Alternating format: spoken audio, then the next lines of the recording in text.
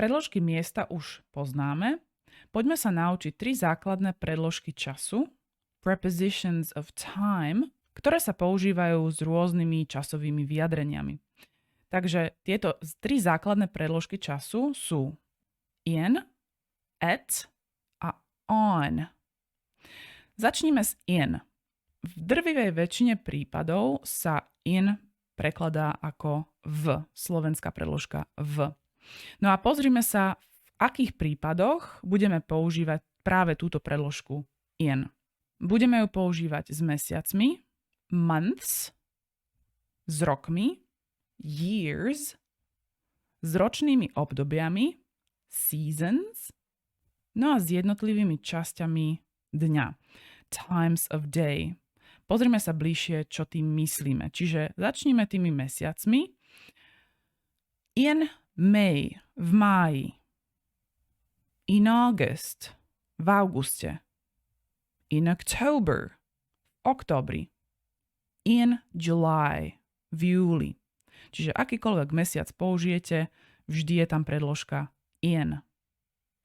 Ďalej s rokmi, takže in 1956, in 2021, in 2000, in 1899.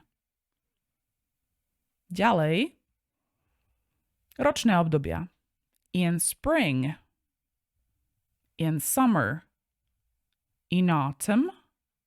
Pozor na výslovnosť, nevyslovujeme to N na konci, len autumn, autumn.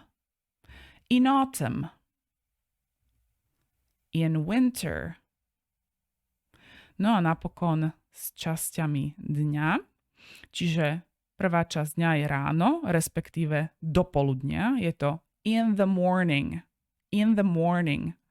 V angličtine to in the morning neznamená len ráno, ako to chápeme my na Slovensku, ale je to v podstate celé dopoludnie až do 12. hodiny. In the afternoon. V podstate slovo noon je poludnie. No a afternoon je po poludní.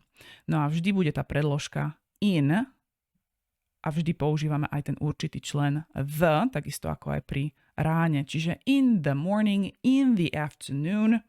No a napokon večer in the evening. In the evening.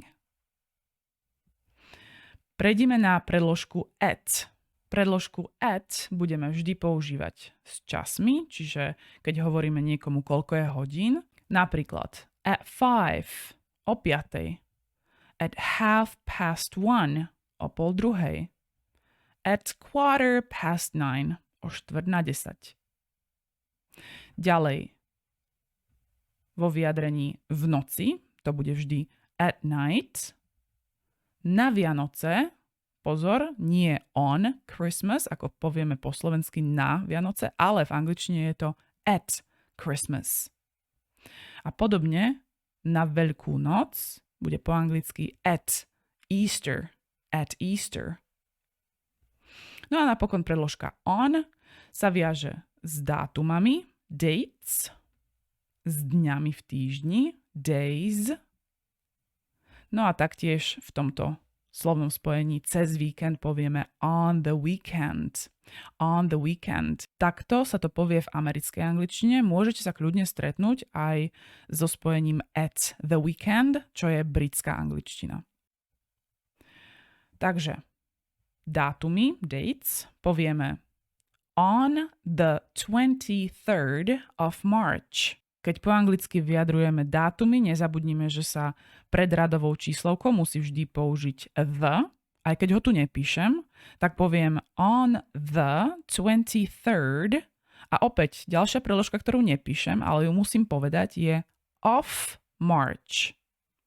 Čoho marca. Čiže tu musíme po anglicky použiť preložku of. On the 23rd of March. On the 4th of June. On the 4th of June. On the 31st of May. Ďalej sú to dni v týždni, čiže on Monday, on Friday, on Saturday a tak ďalej.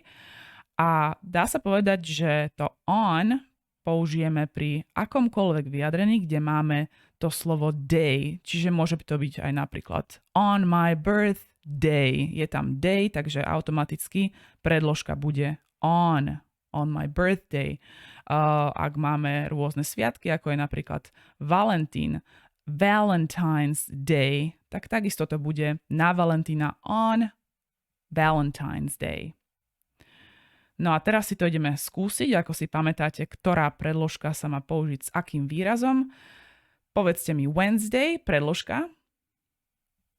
Správne, on Wednesday, pretože je to deň. Ďalej. Spring. Spring bola jar, čiže ročné obdobie. Takže in spring, ročné obdobie s predložkou in. The evening, večer. Predložka bude in the evening. OK.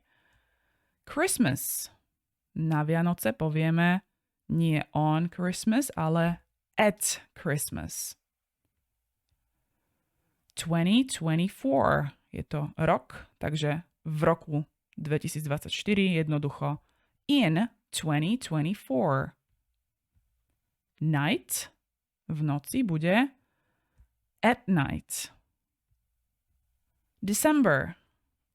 Mesiace používame predložku in, čiže in December. The 1st of February. Dátum, takže on the 1st of February. 8:30. Čas, takže at 8:30. The weekend. On the weekend. Winter. In winter. The morning. In the morning. Easter, čiže Veľká noc. At Easter, na Veľkú noc. 2:50 o 2:50. At 2:50, OK. Saint Valentine's Day, na Valentína bude on Saint Valentine's Day.